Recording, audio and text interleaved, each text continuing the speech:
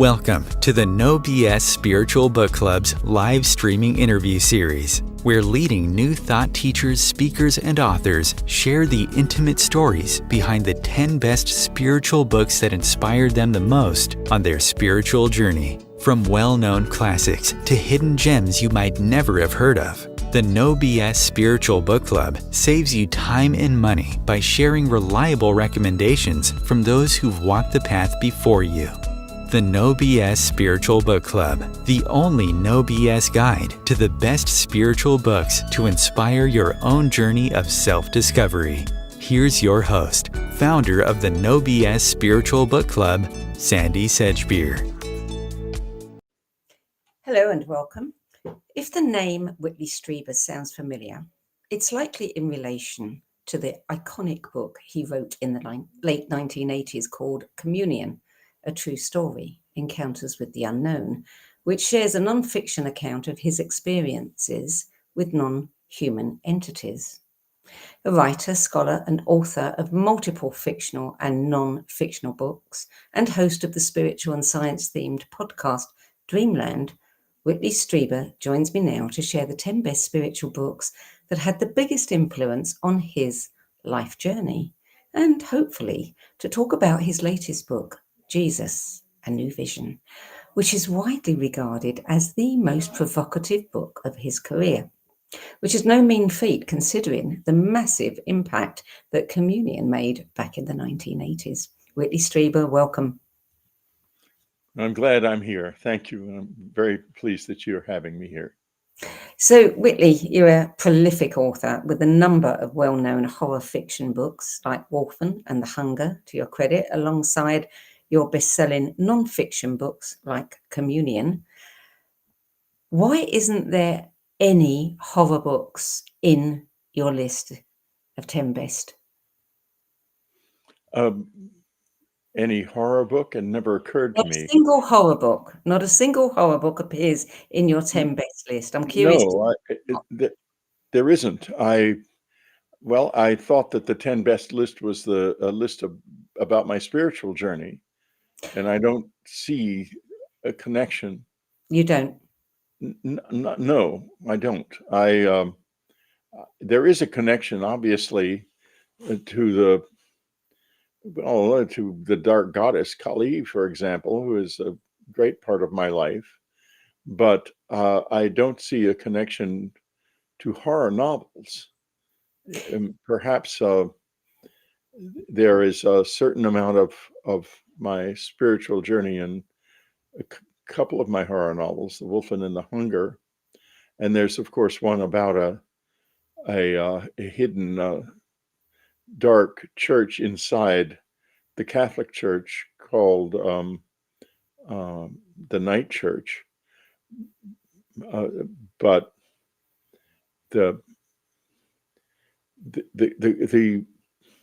my journey has always been one toward understanding, and the dark side of my life came out of into the forefront, came out of the subconscious and into the forefront when I had that close encounter in December of 1985 that inspired the book Communion, which you've made reference to. That was it was as if, in fact, during the experience, I thought it was a nightmare, and it even crossed my mind that it would make a good horror novel, until, to my absolute horror and real horror, I discovered over the course of the first few minutes that it was really happening. There was no nightmare, that it was an actual physical experience, and these bizarre beings were there. It was just incredible, extraordinary. Well, you've had some rather horrific, I would regard them as horrific experiences. And I just wondered, those experiences and writing the horror books, whether that might have given you some kind of, I don't know, inspiration, that moved you forward on your spiritual journey. Well, I've thought it might be the other way around. I've thought that the fact that I wrote those books um, inspired these beings to come into my life, because they figured, well, he is entertained by fear, and this is going to be really scary. So let's try him and see what happens when we wake him up. And I think many people have this experience, but it doesn't ever reach the level. It doesn't ever become conscious. It does for some people, obviously, because the communion book unexpectedly created a flood of response by the thousands and thousands of people who wrote letters. This is before email, to me, saying that they recognized the face on the cover of the book and that this had happened to them. And this entire archive is now at a university in the US, Rice University, where it has just been digitized, and it is going to be eventually, as soon as the privacy concerns are satisfied, the digital uh, uh, uh, file will be made available to scholars. Did you, were you on your spiritual path when you had those experiences? Oh, absolutely. I have been on a spiritual path since I knew what that was. And that means in my teens. My mother, who had a rather macabre sense of humor, but also was a very interesting person, decided when I was the age of 10 that it was time to introduce me to authors like Kafka and H. Munro Saki. And so I was steeped in this eerie literature, but it's also eerie literature that has a very strange relationship to what is unknown within us, and especially Kafka. And of course, Saki explores the dark side of consciousness and of desire. Um, uh, Mother would read me the story Shredni Vashtar about the little boy who lives with his aunt, and she's really a perfectly nice person, and that's what makes the story so eerie, because he eventually ends up feeding her to this creature. I've forgotten what kind of animal it was that he keeps in a cage in the back garden, and she unwittingly goes in and eventually is devoured. Um, uh, and this process of the devouring of what is orderly and uh, accepted in one's life is, I think, an essential part of any spiritual journey. It's initiatory, and from the initiation described in Shredni Vashtar, which is an initiation both of the ant and the boy, because he is now left to fend uh, for himself in a completely new life. And she, of course, whatever happens to her, she had a new life for sure. For In any sure. case, in any case, then the communion experience is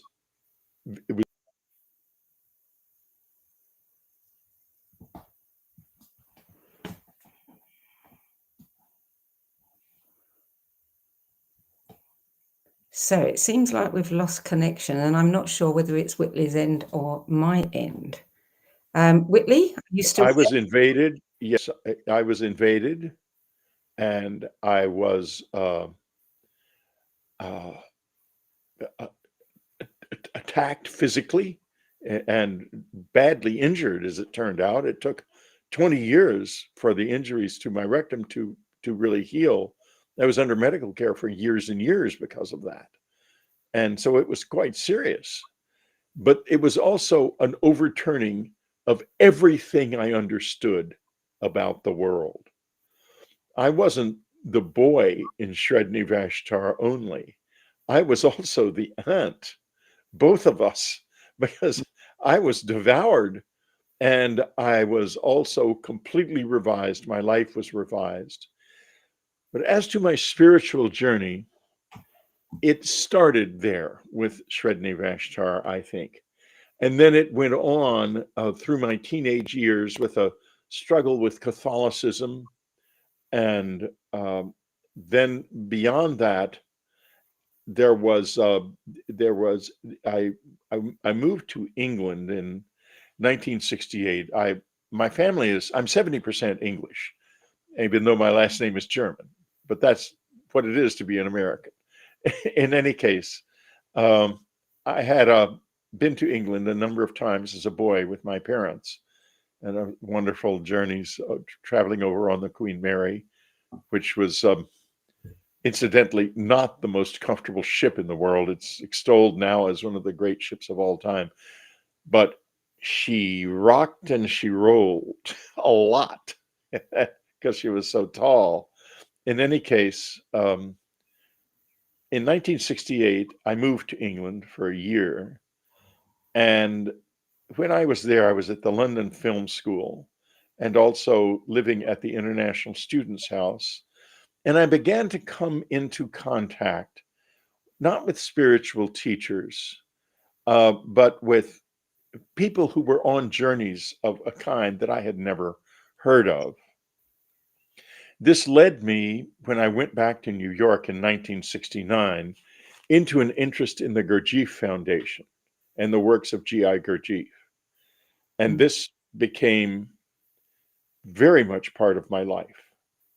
My wife, Anne, and I met in 1969 in using a dating service. I had come back to New York. I was 23 years old.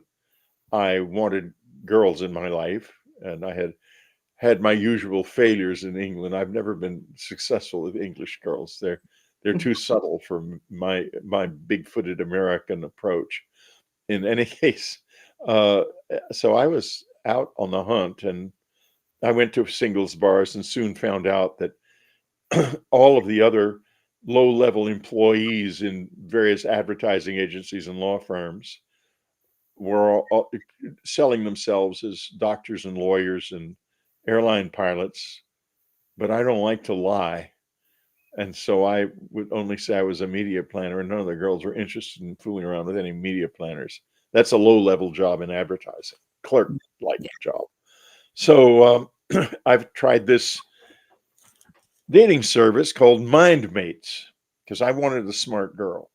I wanted a girl as smart as me or smarter, even better. And I found my wife, Anne, who was smarter than me, much smarter. She's back there. And we embarked on a journey in the Gurdjieff work. Could it be possible to wake up? I thought perhaps once we got started in the first 6 months or so, that Anne had maybe been in something like this or in the work itself in a prior life, because she immediately understood it deeply. Mr. Gurdjieff's work, All and Everything, Beelzebub's Tales to His Grandson, is a daunting task to read.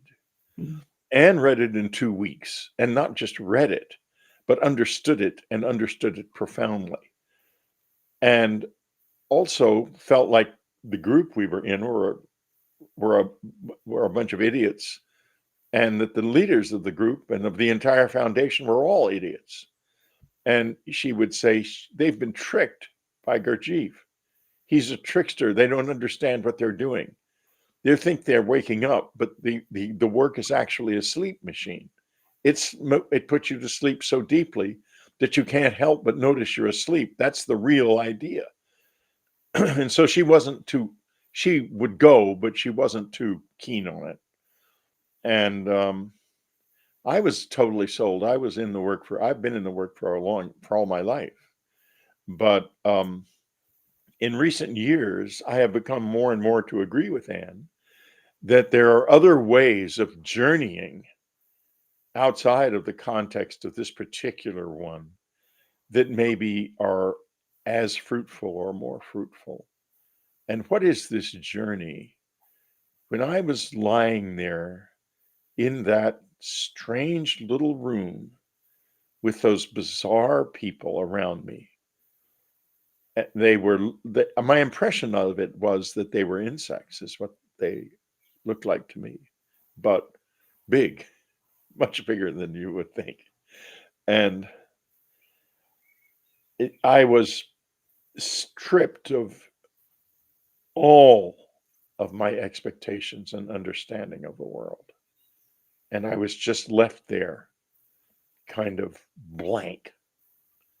And this is the place, more than with my mother, more than with the work, more than with any other of these transitional moments in my life, the place where it started.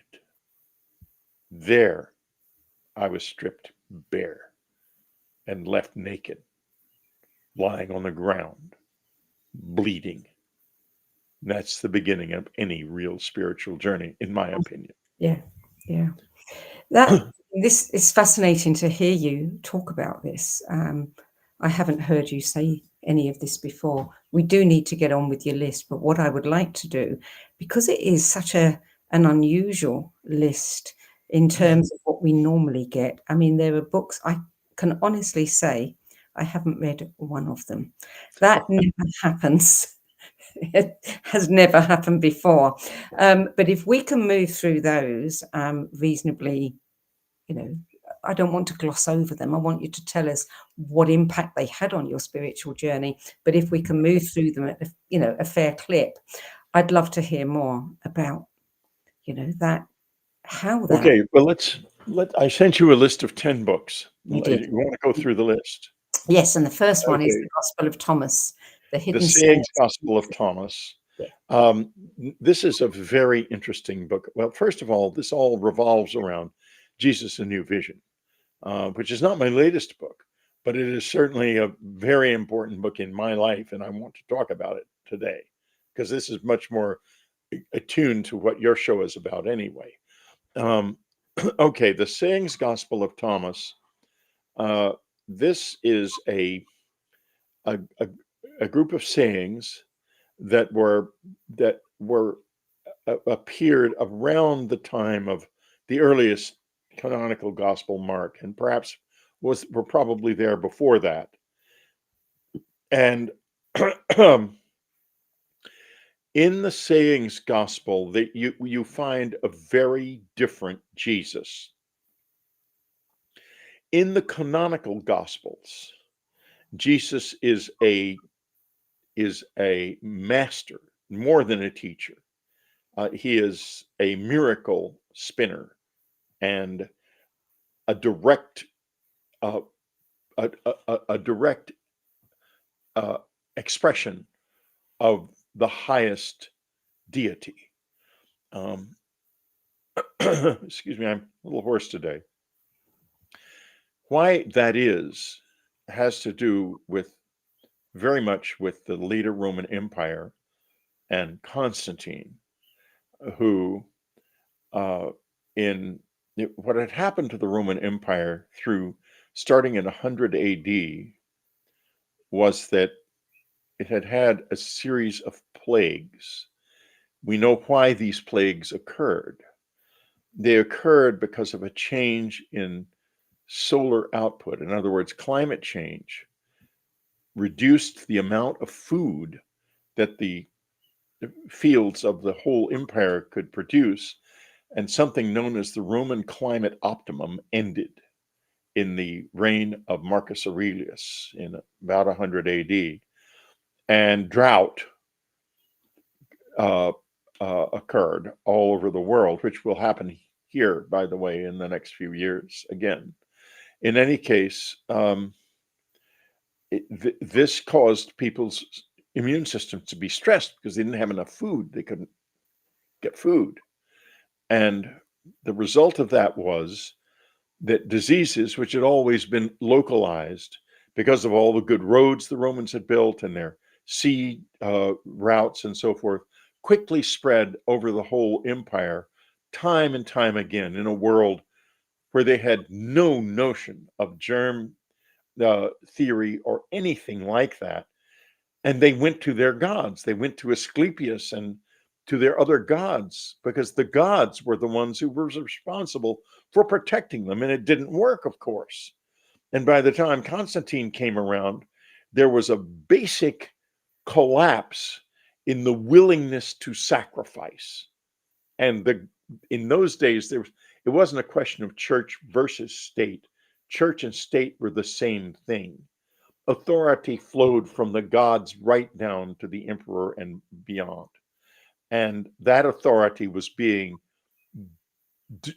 despised. And his mother was a Christian. He saw the Didache, this wonderfully organized rule of life, community rule. And he adopted Christianity for the whole empire and changed Jesus from the teacher of the sayings gospel into a sun god, moved his place of birth for probably Nazareth to Bethlehem, put him in the cave of Adonis, where Venus had given birth to Adonis, and said, forget Venus and Adonis, Jesus was born here in humble circumstances, and turned it all around and made the Jesus that we worship today.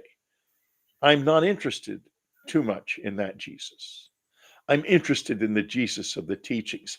And in the sayings gospel, the Jesus of the teachings, there's a distant reflection of Buddha's teachings in the sayings gospel, by the way.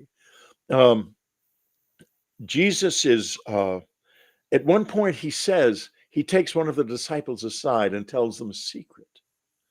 And they, of course, everyone else wants to know, what is the secret? What did he say? And this disciple says, if I told you, you would have to stone him to death. Another point he says in the sayings gospel, don't ignore the dietary rules of the Jews. Eat what you're given. Go to any house. Eat what you're given.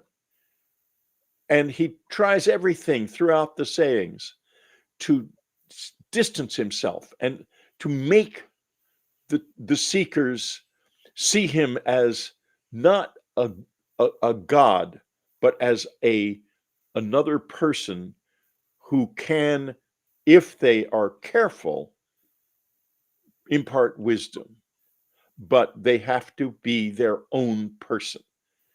And then you get to the canonical gospels and it's a government business. It's not, you can't be your own person anymore. I responded to the sayings gospel. I think, again, it gets back to my mama, who was a rebel to the core, even though she was always a Catholic. The Hermetica. Well, I have been studying the Hermetica on a journey toward gnosis, essentially all of my adult life and before. I have found in the Hermetica an extremely subtle and powerful journey that is only partly revealed. The rest of it that's not there, you have to find in yourself. And I think that's the idea. The Hermetica are an initiatory text, and their purpose, I think, is to lead the individual into a place in themselves where they are facing questions that they cannot bear to leave unanswered, but which they cannot answer. That is the direction of gnosis. Yeah. The pyramid text. All right, I came upon the pyramid text years and years ago, And I thought the translations were just appalling. I don't think we've successfully translated early hieroglyphics at all. The translators are so Eurocentric. They don't they assumed that this was the work of silly, innocent, get those, not the work of someone primitive. This is the work of people with very sophisticated minds, and minds more sophisticated by far than ours in many important ways. I came across a book called The Dawning Moon of the Mind, Unlocked Texts by Susan Brind Morrow. And it was revelatory because in it, at the opening wall of the Pyramid of Unas, which is the oldest text, religious text in the world, by the way, as you go in, the hieroglyphs describe the relationship between the body and what we in the West have distilled down into this talk about primitive word, the soul, which is like saying the ocean is a drop of water. Okay, but it is true, but it's also very not true. So in any case, it describes the 7 taniter along the spine as serpents, 7 serpents circling the bright lit serpent of the spine, drawing the energy of experience, essentially the second body, the lowest of the bodies of our bodies that are non-physical. And this is the real mechanism, because these are the chakras. Of course, they later became the chakras, and it's the real mechanism of the transfer of experience into higher levels. All experience goes in, and we are here. We're locked in at the C1 vertebra, which there are masters and our visitors who give me such trouble in 1985 happen to be among those who can unlock this. And when it unlocks, you feel all of the tanitra, or the chakras, open, and your second body comes right out. And you have then a different relationship to the world around you. But in any case, and when you die, that will happen. In any case, we're locked into the stream of time now. We are here experiencing the flow of time flowing past us, bringing us experience that we are taking in and intensifying into this energy. And when the body is finished, this energy is what we have gathered of our lives. And it's why it's so important to understand the way of life that, I see these poor, impoverished people living the way they do, the great leaders, billionaires and so forth. They have actually got nothing. They are empty, completely empty. And then the little guy struggling along with his books and his little job and his big journey, he's rich. And of course, that's an essential ingredient in understanding the teachings of Jesus. Yeah. I'm going to have to interrupt you there because we have to go to a break. Okay. But we can continue and also continue with the rest of the books after this. You're listening to an OBS Spiritual Book Club interview, and sharing the 10 books that had the biggest influence on his life journey is author, writer, scholar, and host of the spiritual and science-themed podcast Dreamland, Whitley Streiber. We'll be back with more from Whitley Streiber after this break. Times TV.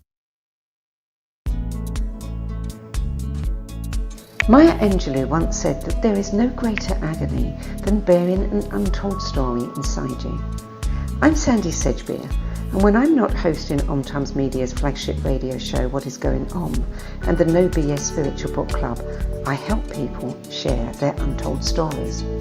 Books are my life, my joy and my passion, and there is no greater reward than helping aspiring writers get their books out of their heads and into the hands of those who are waiting to read them.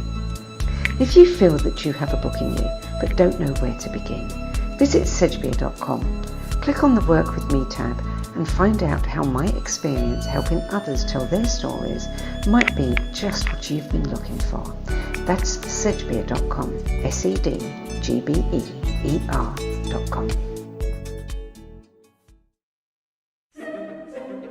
Imagine becoming a super influencer. Reinvent yourself, invest in your brand, and then manifest your success with a robust spheric approach. OmTimes Media and Broadcasting offers a unique and multifaceted way to become the spiritual and conscious influencer you deserve to be by putting your message across our powerful platform with its proven record of integrity and excellence. Through our produced shows, OmTimes offers the opportunity to become a social media TV personality, a radio show host, an OmTimes magazine columnist, and a syndicated podcaster, all in one shot.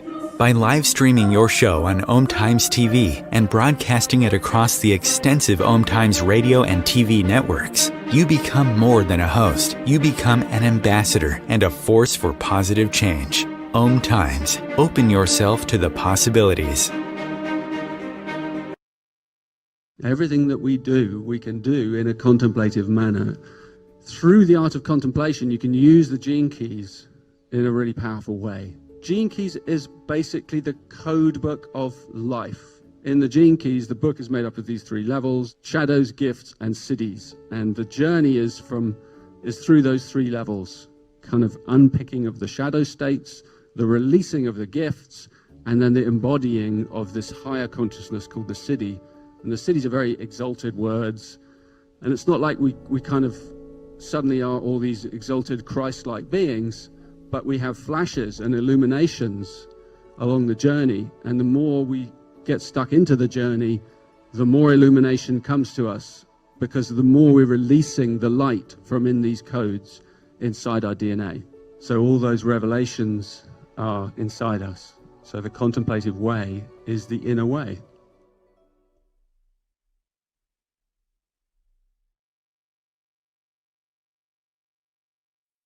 There are 16 million children struggling with hunger in America.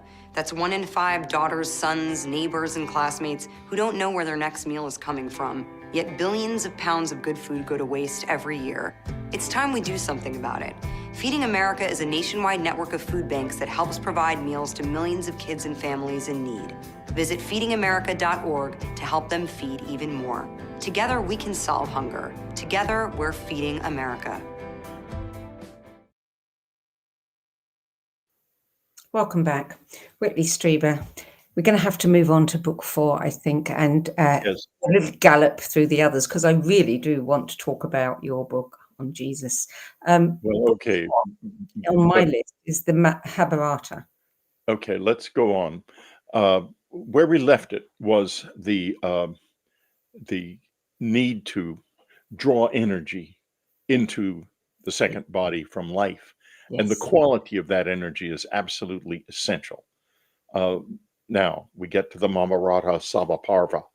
This text is the text about Maya's palace, the palace of illusion, the house of ego in which we all live. And in the West, we have become massively egotistical because the material world feeds ego. And now we have the internet, which creates an artificial sense of importance because you can put things out there, and even though only 4 people see them, it feels like you're something much bigger than you are. And so we've got these gigantic egos looming around. We all walk out the world with boulders on our shoulders, struggling along, barely able to function.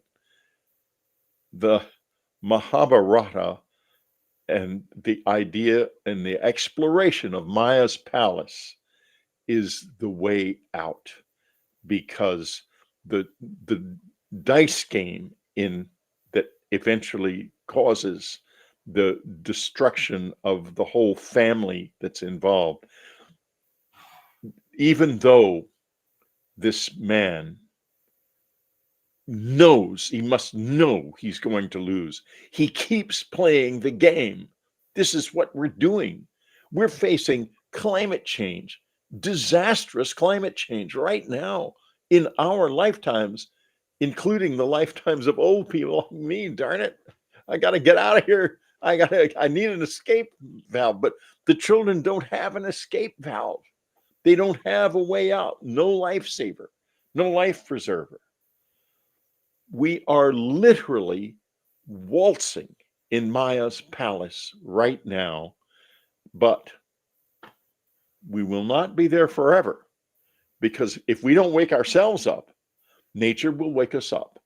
Nature is numbers. It doesn't care about our beliefs, our politics, anything like that. There will be people in this audience, I assume, who have some cities. And so, you can have a certain effect in nature. But ultimately, in the largest sense of the word, nature is numbers.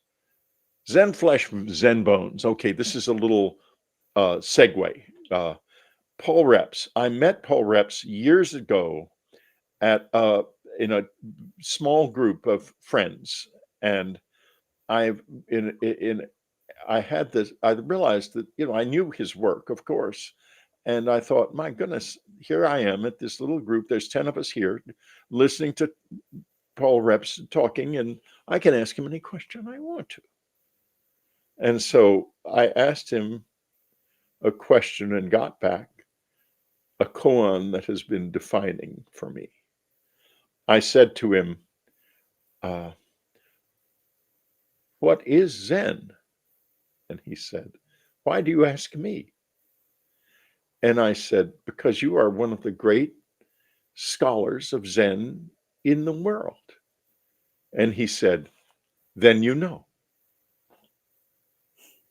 That's the koan. It's fabulous. The perfect koan for an intellectual.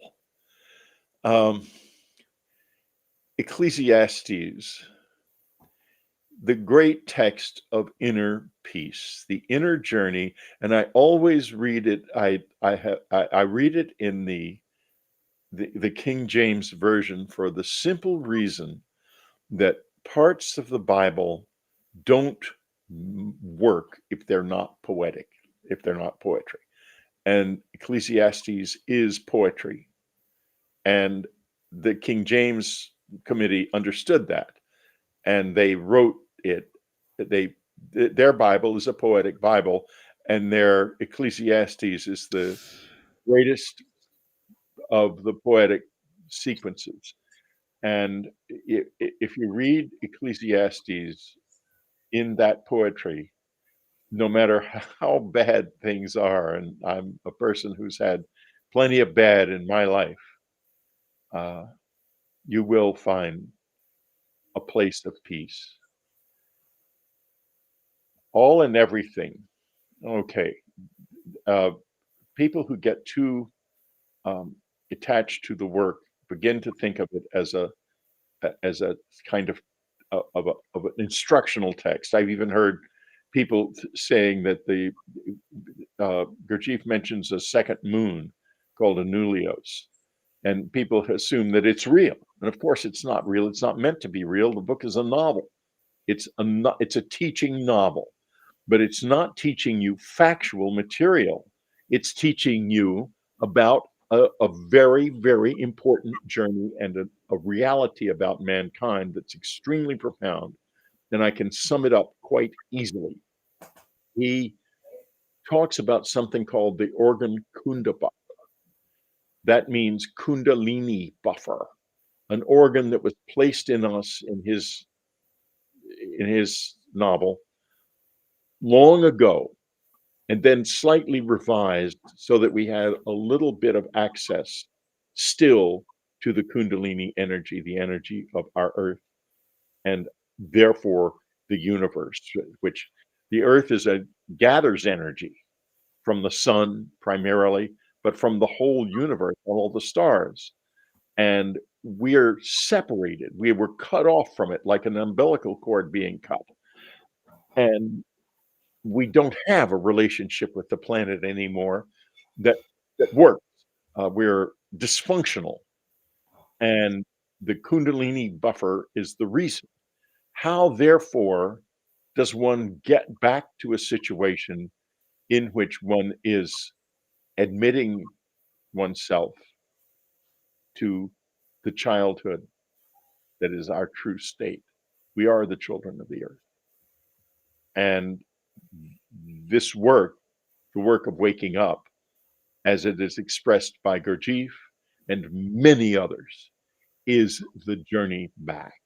It is a journey back to the earth, a repair of the broken relationship with the planet. And this relationship broke a long time ago. There was a catastrophe back about 12,000 years ago. There's a wonderful book by Barbara Hand Clow called Catastrophobia Yes. that you're familiar with, Yeah. and that talks about whatever it was that happened in the Hindu literature, the Sanskrit literature. It was a war. In science, modern science, it was a comet apparently broke up and slammed into the earth, or there was the debris from a supernova that happened 30,000 years before came through the solar system and caused an enormous amount of trouble. So who knows exactly what happened, but we were almost completely annihilated during that period. It was down to a few thousand individuals left on the whole planet. And we have suffered the consequences ever since. We are scarred.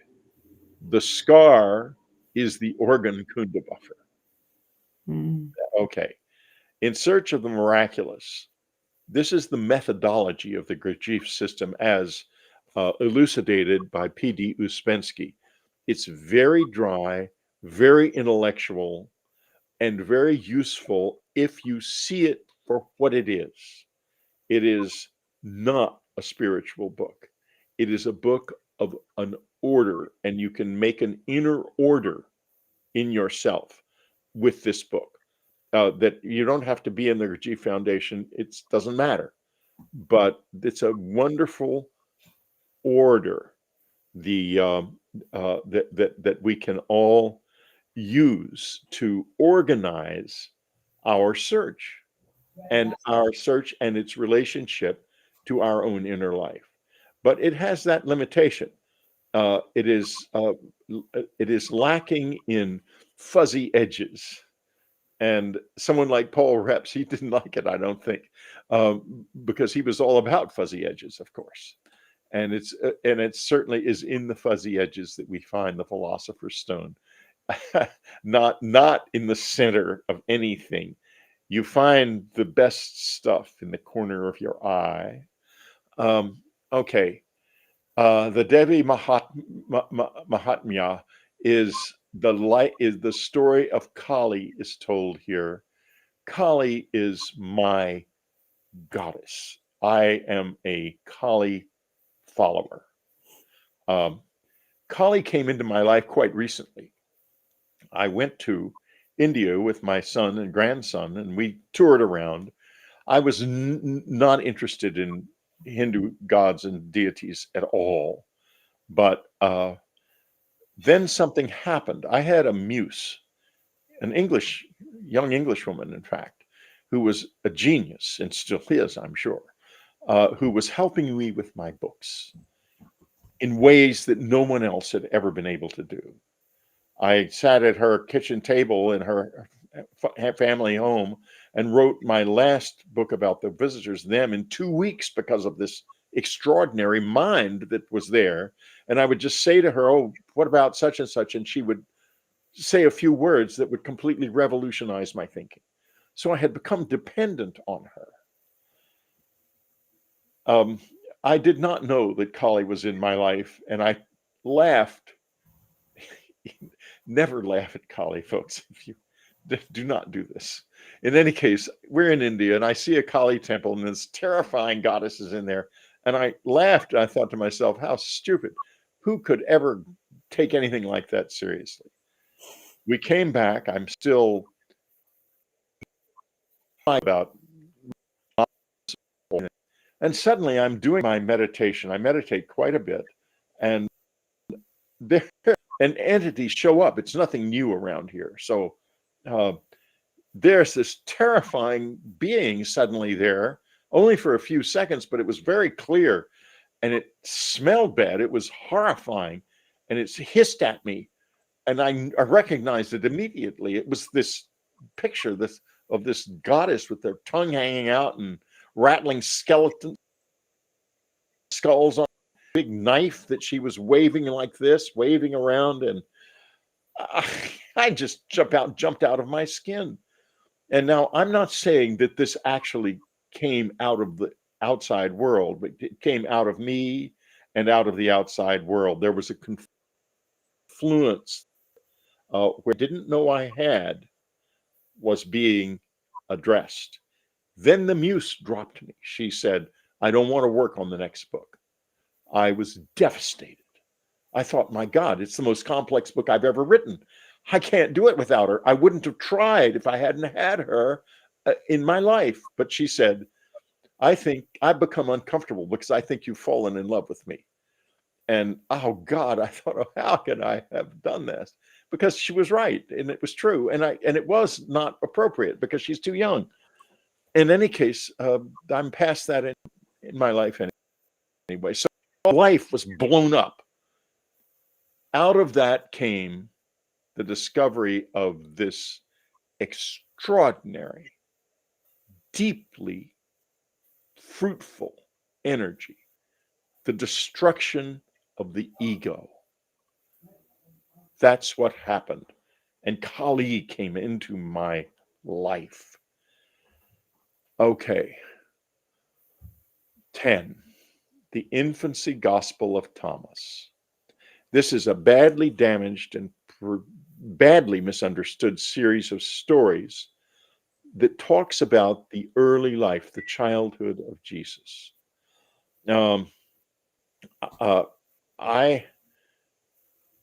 I read it at first, I've known about it for years and I've just discounted it. But then when I was working on my book, Jesus, A New Vision, I thought one of the things you have to do is to try to see everything in you. That's what it's about. And I took up the Infancy Gospel again, and I saw what it really is. It is the story of a very brilliant little boy stuck in a world that had no room for a peasant child who was a genius. And if you strip away all of the miracles that were obviously added later, for the most part, not all of them, but for the most part, they were just added later. You see that. You see this wonderful, extraordinary little boy, and he comes to life. The Infancy Gospel of Jesus is actually the first story in history that contains a child as a character. And this character is very fully formed and complex. This character, if you just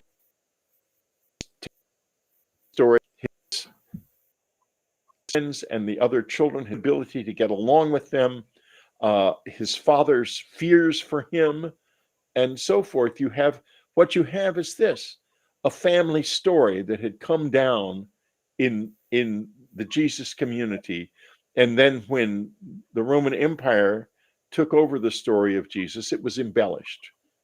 And that in Jesus, A New Vision, strip away all of the embellishments, except the miracles that probably did occur, and there are a few. Because another thing in that book, we all, with our Western arrogance, we all think, oh, well, the resurrection is apocryphal. He never really walked out of the tomb. Oh, yes, he did. And I can show clearly exactly the energies that were engaged and how he did it in the book, in Jesus' New Vision. He did it by committing suicide by crucifixion intentionally. Okay, we have gone through the 10 books. Now it's your turn if you have any questions for me. No, I don't have any questions. I want to know more. I want to know more about Jesus, a New Vision. What is new? About Jesus, a New Vision? Well, I set out to, I thought to myself, I've been studying Jesus for years, and my wife was an absolutely extraordinary Jesus scholar, and I learned a lot from her. She always used to say, you have to start out by believing about Jesus, and then you begin to get to Jesus, but it takes time. And it is also a book about, as much as it is about Jesus, it's about the world he lived in and its relationship to our world. He lived in a dying world, but it did not yet know that it was dying. He knew. That's what all of his millennial prophecies are about. They're not about the end of the world. They're about the end of their world, which was the Roman Empire, which would end in a few hundred years. But at the time he was speaking, it seemed that it would be eternal. So I start out with a quote from Francis Thompson's book, The Hound of Heaven. I fled him down the night and down the days. I fled him down the arches of the years. I fled him down the labyrinthine ways of my own mind. This is where we all are. This is the quintessential nature of the spiritual search, of the journey. We are running like the Dickens from the truth. And in so doing, when we get tired and we get exhausted and we fall, then is when we come to Jesus. And we have our come to Jesus moment. Okay, here's the first chapter. I'll read from The Rising Star. 300,000 years ago, deep in a cave in what is now South Africa, a great mystery began.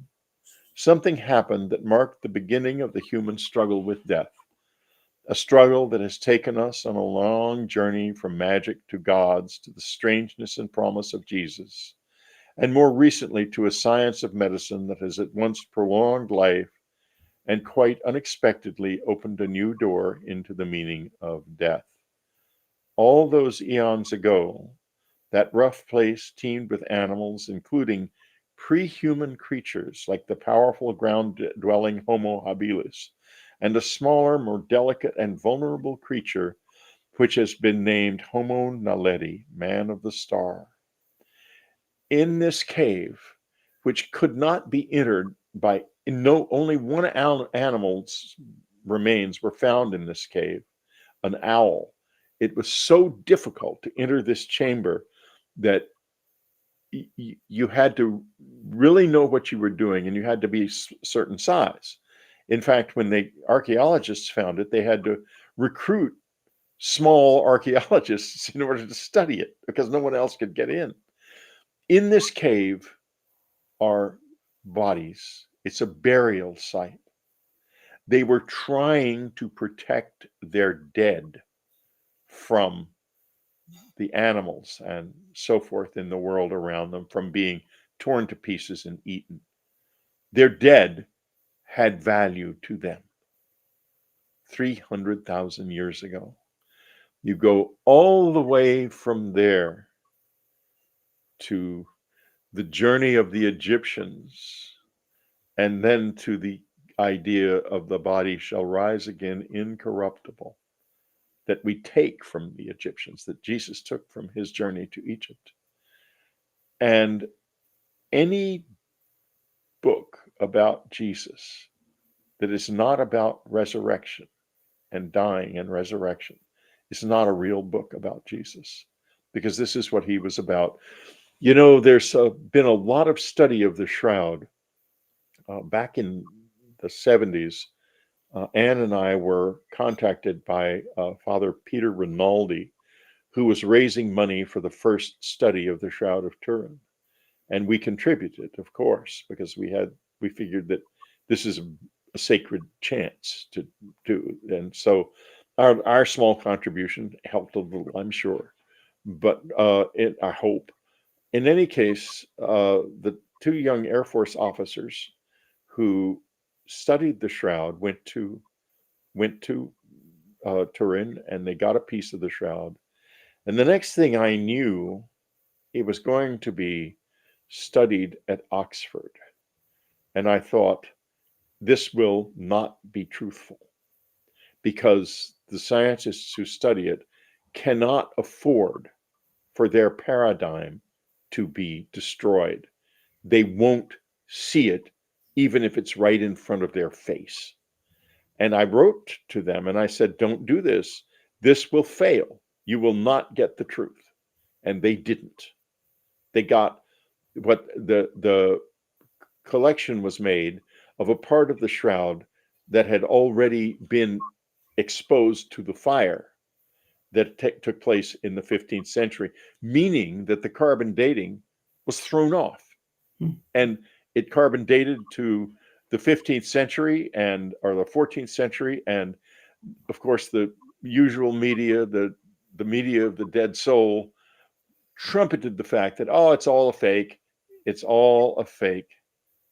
But if you look carefully at the shroud, you will find that the image is on just the surface of the linen, just the surface of it. In other words, it's not a scorch mark, which would be much deeper. It's a result of a high energy flash. The only high energy flash of that kind that we can duplicate is a flash of neutrons. What happens is this, and this is repeated also in different times in the Middle Ages, which I am working on in my new book, which is called The Fourth Mind, is that if there is enough, if the body suffers enough, there comes to be enough energy for the soul to remain intact and remain in the physical world for a short time. And that's it. And he knew that. How he knew it, I don't know. I suppose he found out from Egyptian magic, because he's not the only person who has been marked as known to be resurrected in this world. Although the other stories are mostly very hard to find and very hidden. In any case, he probably did come. His second body probably was visible for a short time, and he established this level of human life. His objective was to show us that we do have this, that this is part of us. It's locked away during life, but his message is acknowledge that it exists. And if you go back to the Sayings Gospel, figure out for yourself how to make your soul rich. Figure it out for yourself. I will help you, he would say, as little as I have to. I'm here to get you going, not to lead you. So there we have it. Wow. We've gone over time, but it was worth it. Fascinating. Absolutely fascinating. Whitley Streiber, thank you. This has been quite an original show. They normally follow a particular pattern. This one hasn't, and I'm grateful that it hasn't, because it really has been very instructive. Well, thank you, and I hope it wasn't too original. Well, you know, that's not a bad thing. So we have to leave it there. We will be about 3 minutes over. So on the radio, this will stop at the 1 hour mark, but on the video, it will be complete. So people can watch it in its entirety. So if you want to know more about Whitley's list, you can go to the website at the nobspiritualbookclub.com and see the written version, which is slightly different and slightly more information in places. But go and have a look. Whitley, thank you so much. Thank you, Sandie. You're welcome. That's it for this week. I'm Sandie Sedgbeer. I'll be back at the same time next week with another interview for the No BS Spiritual Book Club. Till then, it's goodbye from me, and thank you again to Whitley Streiber. And don't forget to check out his book, Jesus, A New Vision. Who was it published by? My own publishing company. I have a publishing company in Walker and Collier. Okay, available on Amazon and probably wherever good books are sold. That's it for this week. Have to leave it there. Bye-bye.